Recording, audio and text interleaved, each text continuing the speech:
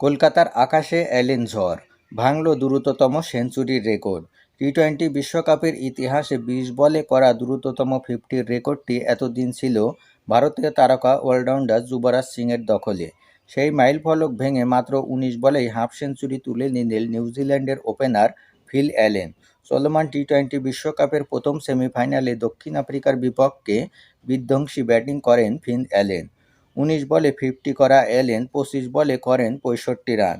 তার পরের ৮ বলে যোগ করেন ৩৫ রান, অর্থাৎ মাত্র ৩৩ বলে পূর্ণ করেন সেঞ্চুরি। ১০-৪ ৮ ছক্কায় সাজানো তার এই সেঞ্চুরিটি টি-20 বিশ্বকাপের ইতিহাসে দ্রুততম সেঞ্চুরি। এর আগে ২০১৬ সালে ইংল্যান্ডের বিপক্ষে ৪৭ বলে সেঞ্চুরি করে রেখেছিলেন ওয়েস্ট ইন্ডিজের তারকা ব্যাটার ক্রিস গেইল। সেই অধ্যায় এখন অতীত।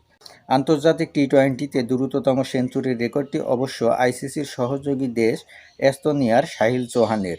২০২৪ সালে সাইপ্রাসের বিপক্ষে মাত্র ২৭ বলে সেঞ্চুরি করেছিলেন সাহিল চৌহান। তবে টেস্ট খেলুড়ে দেশের বিপক্ষে দ্রুততম সেঞ্চুরির রেকর্ড এখন অ্যালেনের দখলে।